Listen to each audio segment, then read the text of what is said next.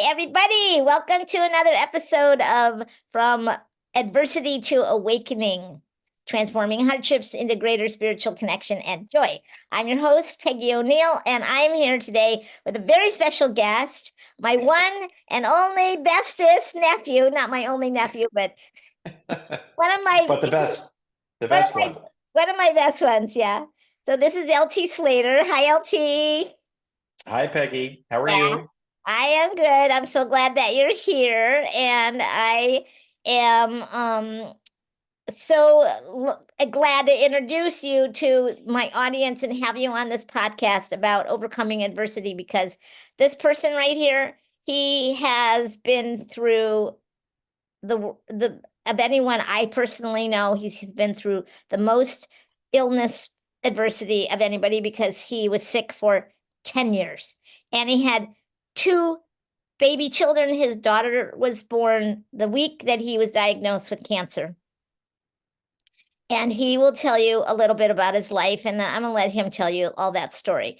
But yeah, and he had another daughter, and he has brought them up, and he went through 10 years of illness, and now we are into happy ever after. So we'll let him Sure. tell the story about that transformation. But why don't you tell us a little bit about your life and your family to start off with, LT? Sure, Peggy. Thank you. Thank you for having me. Happy Yeah. to share my story, see if it means something to somebody who listens. It's gotta be But it's so inspiring. well, I'm coming at you today from Boston, Massachusetts, where we have a home. I really split my time between Boston and Cleveland, which is where we grew up. I spend more of my time in Cleveland than in Boston, but my wife and I have kids who go to school in Cleveland, and we've got two kids who go to school in Boston. And so it necessitates that we spend our time in both locations. But I'm LT Slater. I am an executive in the software world. We founded a software company with a couple of partners back in 2019 and have grown the business quite successfully, which is great and has been a ton of fun. I've got an awesome wife named Alexandra, who is Love, an author, who I love, who's an we author love. and an actress and a comedian and many other things, but a very, very special person. And We've she got loves four. LT. That's the best thing. She so loves She does. She does. She it. does. And she's very She good at is terrific. expressing it. She is terrific. She and I reconnected after many years apart, but met originally in fifth grade as we were growing up in Shaker Heights, Ohio, just outside of Cleveland, and knew each other through grade school, middle school, and high school. But reconnected later in life after, she and I had both been married to other folks and had kids with other folks. So I have a daughter who is turning 17 in September. Her name is London. Another named Farah, who turns 15 in September, named, Farah. Um, and then Alex has got two kids, my stepkids, James, who just turned 14, and Caroline, who is 11 and starting sixth grade in another couple of weeks. So big family, blended family, happy family. So excited to share that. Very, very good. So that's getting into the happily ever after. And so now, Right. why don't we delve into the other side of it? And would you share with us about your adversity, about the challenge that started back? Sure. What year was that? Yeah, 2000, 15 years ago. 2009, Mhm, 2009. mhm. Really interesting and difficult, but interesting time. In February of 2009, I started having some really tremendous back pain. That's where all of this started is, in this intermittent but extremely severe back pain that would, come and go for 15, 20-minute increments. And I would lay on the floor and it honestly felt as if somebody was stabbing me in the back Oh, with a sweetie. knife. It was just really terrible. And that Yeah. began a journey within the medical system in Cleveland to try and determine what was the source of this issue. At the same time, my father was going through treatment for non-Hodgkin's lymphoma at the Cleveland Clinic. So he was getting cancer treatment, and I had this terrible back pain. And my primary care physician had sent me to a handful of different specialists. And with what was going on with my dad, I was concerned, is it possible that I had cancer? I was assured by my primary care physician that no, that's not the issue. Back problems are very difficult to diagnose. And, I'm sure that this is going to go away as quickly as it arrived. And he started prescribing me pain medication to get through these episodes of extreme pain. And after about a week of taking that pain medication, it just occurred to me that this is not the solution to the problem. This is going to become a bigger problem if I keep taking these pills.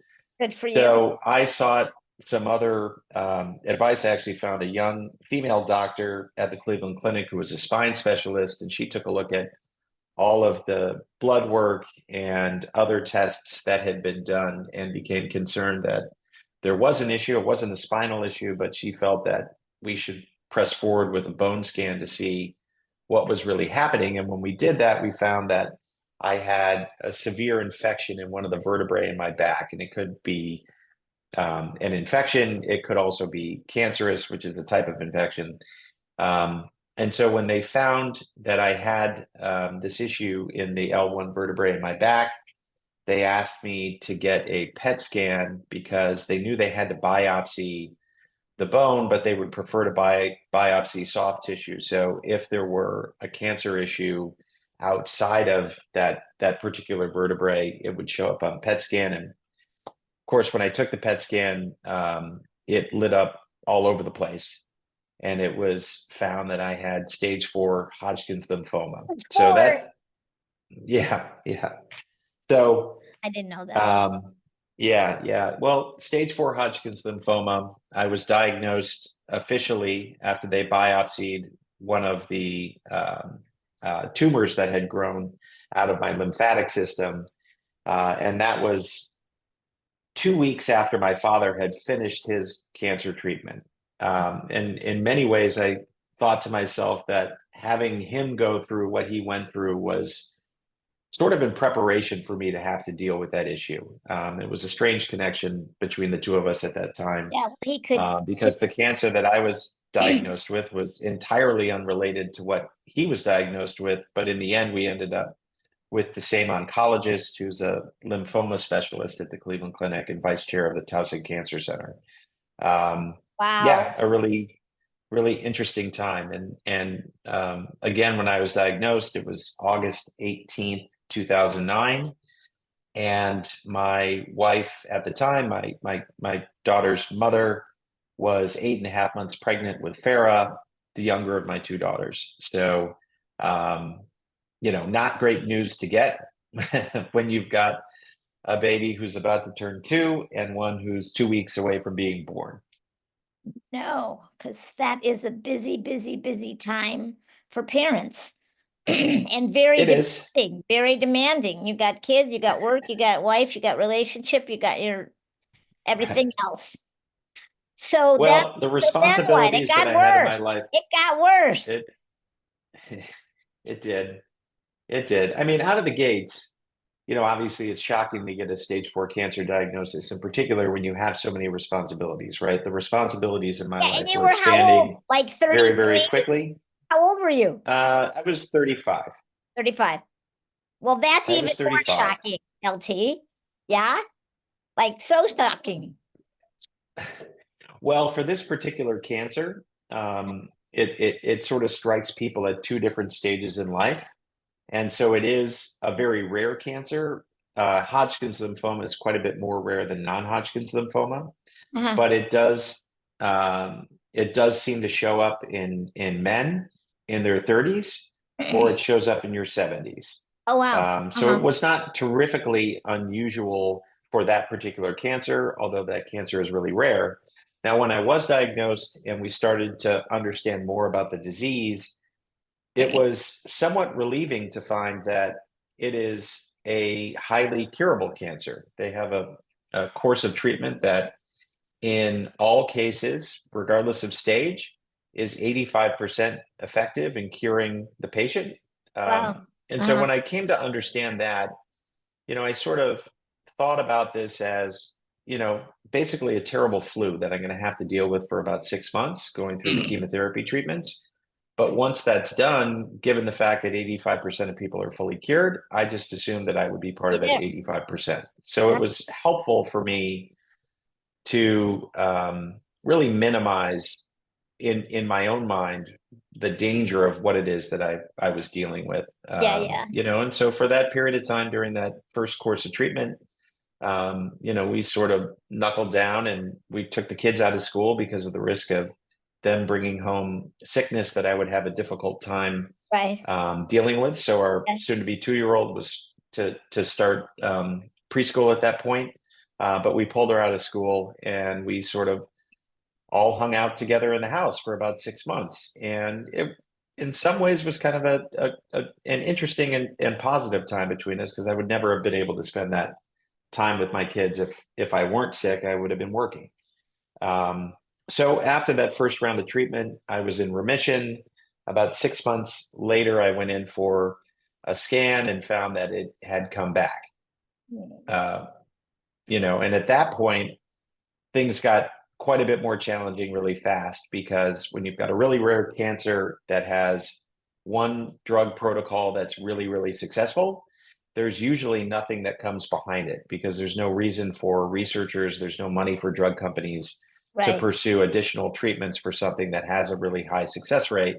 Right. And they start giving you treatments that are really designed for different cancers in hopes that it can be successful here. So unfortunately, I had that short straw, the 15%, and they started giving me other treatments, which temporarily were successful, but I continued to relapse. So I relapsed after 2 additional rounds of chemotherapy. And that's the point at which they decided that I needed to have a bone marrow transplant. So the first Yeah, I remember that. transplant that I had was an autologous transplant, which is when they take your stem cells from you and they freeze them and they bring you into the hospital for about a 4-week period and give you really, really high doses of chemotherapy that would kill you if they didn't have your stem cells to give back to you. So this is kind of the nuclear option in terms of cancer treatment. Oh, Really sweet. I didn't unpleasant. even know I about don't recommend it. Yeah, I don't recommend it. It's not a lot of fun. Um, that. so I was in the hospital for about a month, and just at the point where you thought you weren't going to last another day, they give your stem cells back to you, and the miracle of life begins again. And I very quickly recovered from what was really, really terrible. But sadly, after about a year, it ended up coming back. And I remember having the conversation with my doctor at that point. And he said, well, with the treatments that we have in your physiology, you are not going to survive. This is it. I can't tell you how long it's going to take, but you will not beat this cancer. So that is discouraging, of course. He said the one thing that we can try and do Bad is an doctor. Bad allogeneic. doctor. Bad doctor. Well, no, good doctor. He's a great doctor, but Whoa, he is, anybody that puts the thought in your head, I'm not going to survive, in my book, is bad doctor. well, To say having we gone don't know what's through. going to happen is a different thing. I don't know. That's a whole other discussion. I'm going to let you continue. Right. So, okay, Okay. so they So tell you no as chance. well, but let me finish. There was a second part to that conversation. Um, he said, we need to think about it like this. You're standing on top of a 15-story building and the building is on fire, right? And you know that eventually, if you don't do anything, the building is going to burn down and you're going to burn down with it. We do have one additional option, which I would say is akin to you jumping off that building in hopes of surviving. And that's an allogeneic stem cell transplant, which is a traditional bone marrow transplant where you're getting stem cells from a donor who matches in a bunch of different ways. And so, again, with 2 young children and a lot of responsibility, I didn't really have much of a choice, right? Yeah, So I said, exactly. okay, well, we're going to jump off the building. Fortunately, my brother Hugh was a 12-point match. And so we were able to We love get you. stem cells from you, which they gave to me in a procedure that's akin to a blood transfusion. So he had to go through some medical procedures to produce stem cells, which they took from him. They froze those and then eventually gave those to me. And they migrated their way into my bones and eventually replaced my immune system completely. So my physiology, which was ultimately the problem, has been replaced by my brother's, and I have been cancer-free since we went through that procedure. So that's back in 2013 at this point. So over 10 years ago. So that Hey, that is is such great. an amazing story. Oh my God, but that's not the end of Well, it. Then what no, happened? Then no. what happened? Sadly, the final detail on the story of my doctor talking to me about, jumping off the roof of the building and trying to survive. Well, the reason that he referred to it that way is because the likelihood of success for a transplant like that at that time, the success rates are quite a bit higher now, but at that time was only about 15%, only about 15% survival rate. And given the fact that I was already failing to survive something that had an 85% survival rate, I wasn't super confident that it was going to be successful. And the Right. reason that it only has a 15% survival rate is, one, the cancer can come back. Two, they have to suppress your immune system significantly, which makes you very susceptible to infections that can kill you. Your body just doesn't have the defenses to try and fight something off if you were to get sick. And three, you can suffer from something called graft versus host disease, which is when, well, think of it this way. If you had an organ transplant, everybody hears the stories of an organ transplant, a kidney transplant, your body could reject it. It could see that new Right. kidney as a foreign object and say, well, this isn't supposed to be here. Well, unfortunately, when you do a bone marrow transplant, you're putting a new immune system into your body. So it can look at everything and think it's foreign. And in my case, for about a year, everything went very smoothly. But for reasons I don't totally understand, after about a year, my immune system decided that many parts of me shouldn't be there. And so it started to reject my eyes, my joints, my skin, my organs. And I really went into the most difficult part of this entire health journey for about 5 years, which was pretty terrible. So the recovery from the bone marrow transplant was really much harder than any of the treatments that I had to go through with the cancer. Wow. Wow. I can't even imagine, LT. And I remember you had lesions all over your chest, Yeah, and that was only the beginning of it. So for the yeah, sake, so we could go into all that so much more, and I'm so sorry that you had to go right. through all that. I mean, but then tell us about when you tell us about when you had that your body transformed. Right. Well, because of, again, there's so many medications that you have to take after you go through something like the transplant. And many of those medications, although they're life-saving, they have a lot of negative side effects. And so the combination of the medications that I had to take to try and survive the transplant with the damage that was done from chemotherapy and radiation led to some really tough stuff. So,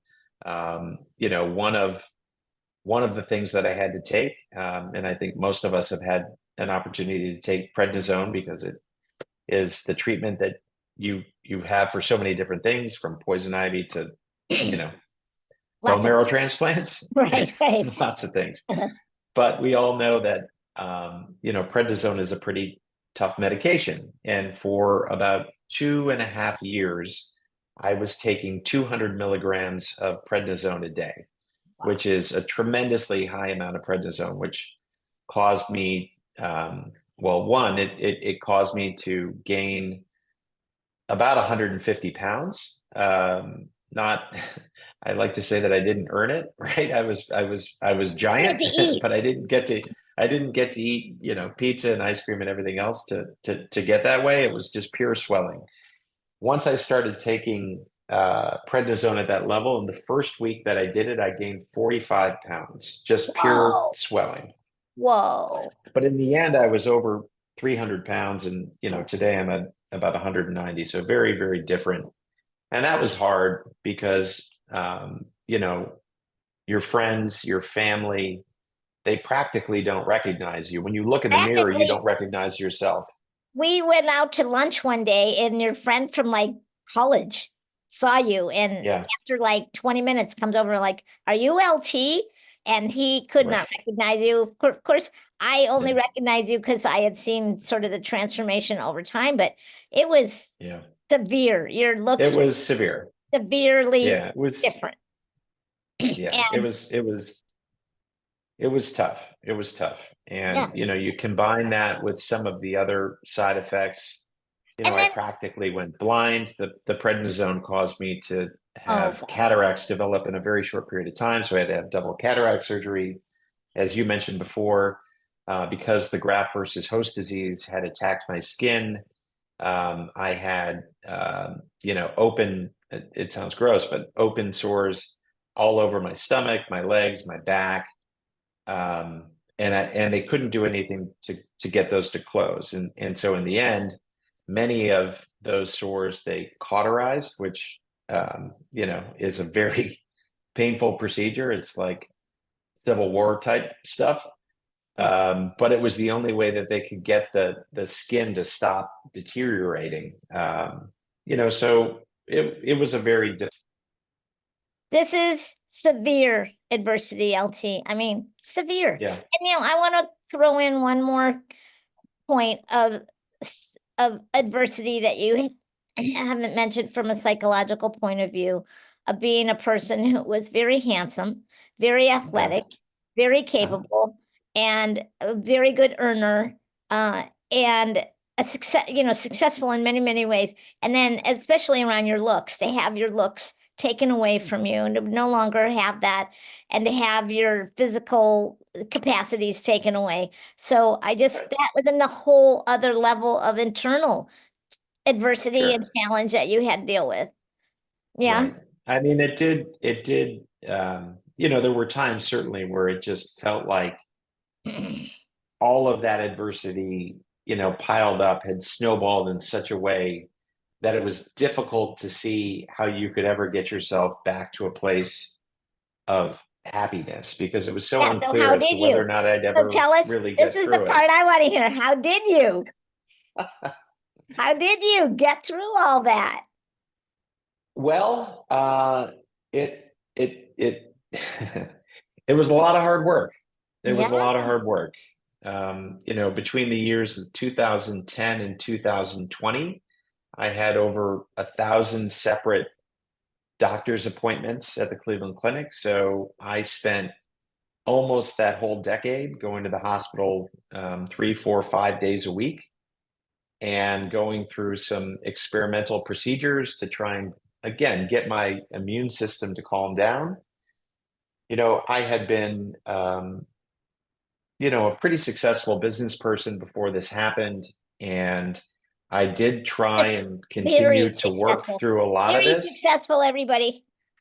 I did, I did try and continue to work through a lot of this, Yeah. and continued to believe that not only could I get through it, but I really had to, So right? I mean, that was looking your at the mindset. responsibility, Yeah. it was, and I didn't, I grew up in a fortunate way. I had great and supportive parents. My dad, in particular, this is not to take away from my mother at all, but my dad, in particular, was really impervious to frustration. He was a great role model in believing that you could get through challenges. And I think I had so much, he was such a good example in that way throughout my whole life Yeah. that I think I just internally had a belief that no matter how difficult it was, that I was going to get through it. Now, that doesn't mean there weren't times in which I questioned whether or not that was Of true, course. Of course. but after, setbacks, because I faced a lot of setbacks. Ah, It would knock me down for a little period of time, but then I would focus on trying to pull myself up. And I thought about, more than anything, I thought about my kids, and not only the desire to be here, to see them grow up, but also to maintain the responsibility that I felt to provide for them the kind of life that I had when I was growing up. So, yeah. um, I just wouldn't give up. It was one of those odd things. Many people, when they get a diagnosis like this, even if it's quite a bit less severe, I spent so much time in the hospital, in the cancer center in particular, and you would see people who that diagnosis became almost, a death notice for them, That's why just I said for the bad fact doctor. that they, Yeah.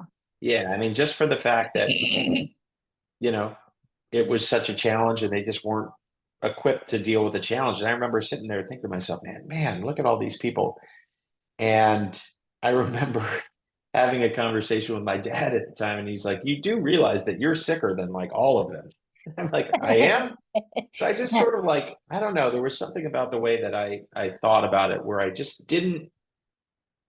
It was almost like it was outside of myself. I just didn't acknowledge that was something that I couldn't really get through. And I just always felt like I was in a better place than so many other people who were suffering from similar things, even if they were quite a bit less severe.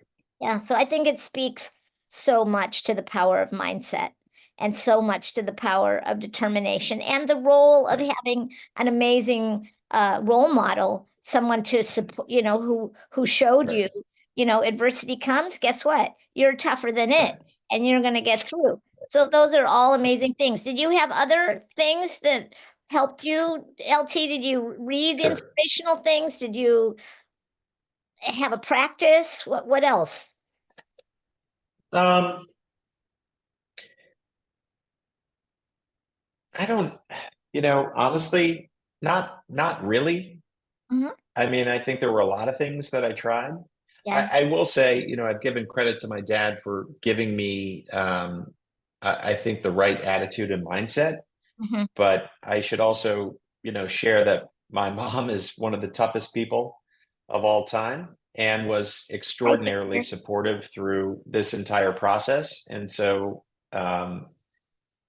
she was by my side through most of this Yes, she and spent, you know, years of her life basically trying to help me get back on my feet. And, she too just would not acknowledge that this is, something that's going to take your life and we can get through this and I'm going to be there with you.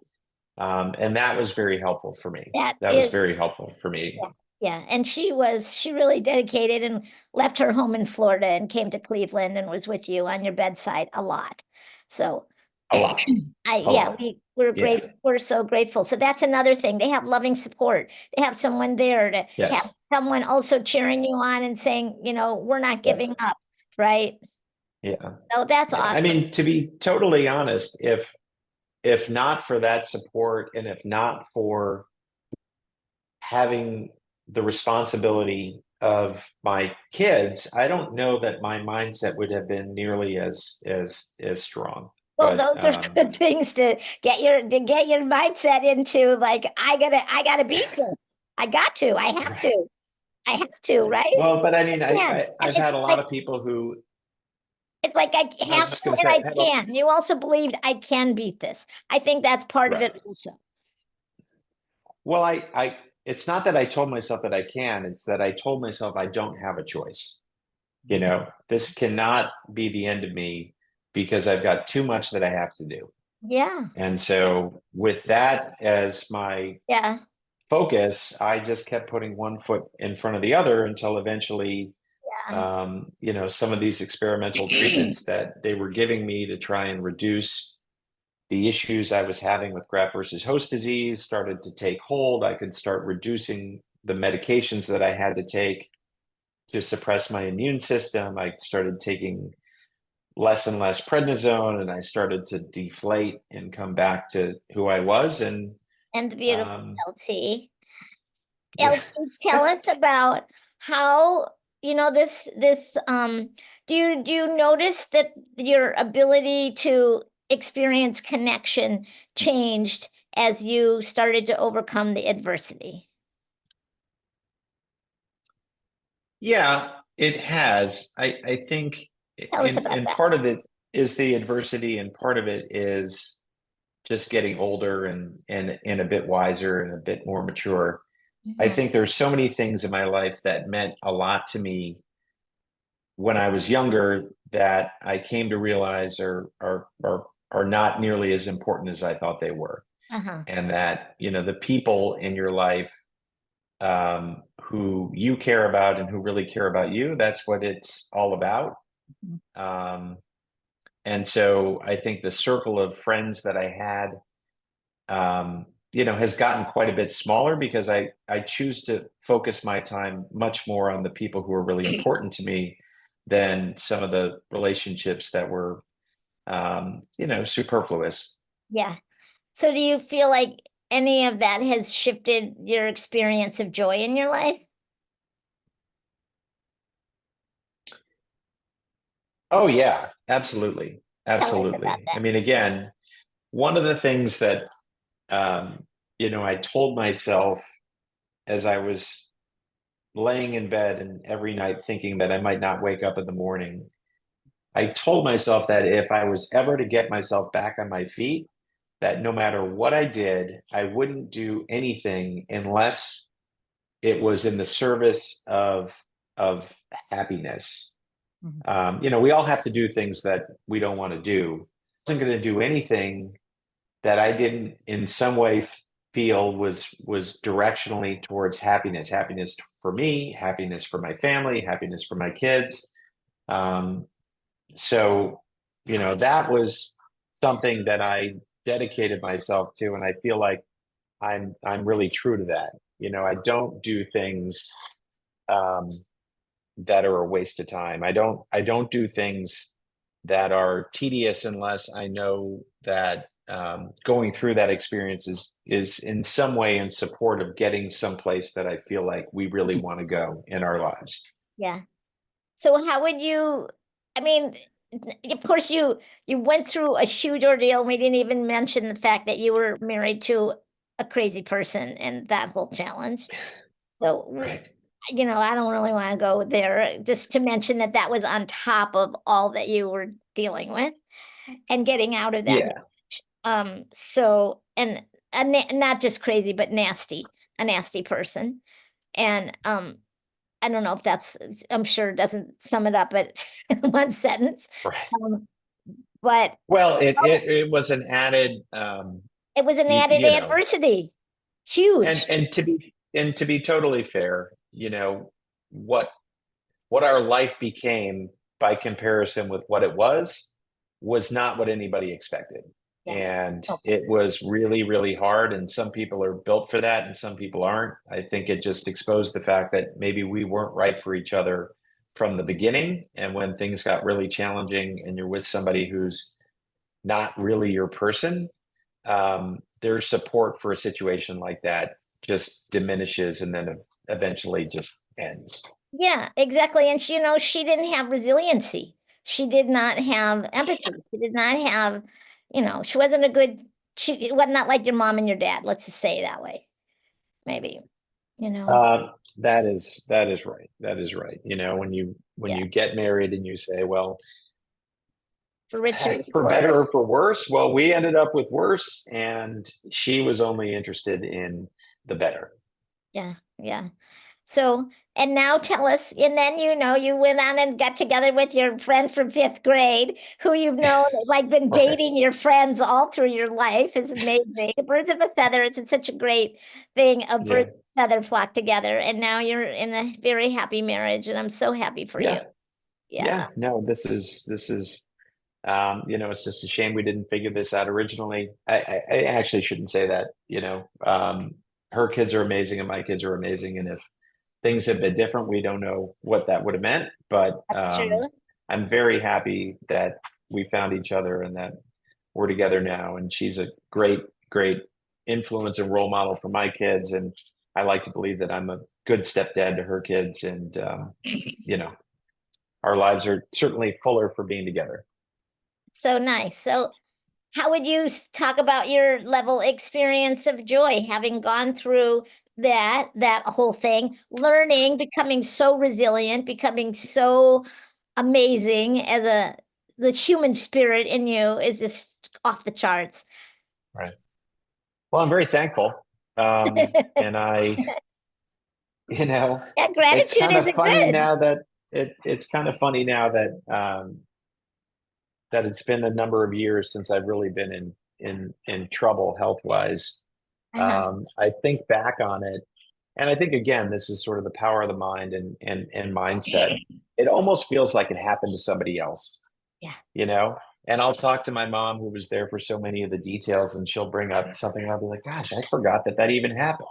And Mhm. she's like, "Are you kidding? That was awful." And I think it's like it's a mental thing Yeah. where I just push out a lot of the really bad memories and diminish my recollection of some of those bad experiences. Yes. And that helps me to, feel happy and not, be mired in feeling that I've been treated in some way unfairly Yes. by having all these really tough things happen to me. Yeah, I can relate to that a lot, LT, that my earlier life was much more difficult. And sometimes things happen and I recall things and I'm like, oh my God, that happened, that happened. And when I talk, because I do the work and I tell my story a lot, when I'm telling my story about the adversity in my life, it's like I'm reading a book or something. It's like it's like who I am now is so much more whole, is so much more Right. mature, is so much more aware, is so much more alive, and so much more in love with life, right? Right. So, Yeah. I think as our identity changes as I'm a lover of life into that I'm here suffering, this is a whole other thing can happen. Yeah. No, I totally agree with that. And that's certainly the way that I feel. And I look back on it, it's almost like watching an old movie or something. And I'm Yeah, like, oh, that yeah. was crazy. Well, that's such a testimony to the fact of not only physical healing. Your story is not only a testimony to physical healing, but emotional healing and also spiritual healing. The fact that you are identified with, I'm this person who gets to have this amazing life now, it's really awesome. Yeah, well, thank you. Thank Yeah, you. I mean, yeah, yeah. um, I You're pat amazing. You're I'll take advantage. I'll pat myself on the back. It was a lot of hard work to get where we are today. And you're whole every morning. You should be like, LT, look in the mirror. Like, you are the most amazing dude around. You have persevered and suffered and gotten right. through some amazing stuff. So, anything last moment, any news you'd like, or any message, anything you want to share with our audience before we go?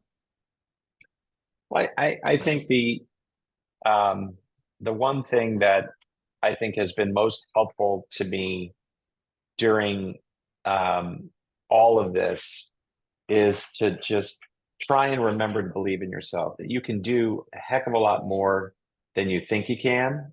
Yeah. And I came to that understanding not because I had that superpower from the beginning, but I knew that I had to get through this. And I found that that positive attitude, I'm sure, is the reason that I'm here. Right. And it So is a if you superpower for you, for face sure. For sure, for sure. and Love if that. if you face challenges, they don't have to be stage 4 cancer. They don't have to be some of the terrible things that I've had to go through. But just keep reminding yourself that you have the power to get through these things. You're tougher than you think. Try not to complain about it and just put one foot in front of the other and remember that life is worth living and you got to get back to a place in which you can do that. And I think that I'm not trying to minimize the difficulty that people have, but the ability to maintain a positive outlook is a huge determinant in your ability to get through it. And your will. I mean, you had huge superpower, your will was a superpower. Totally. Yes.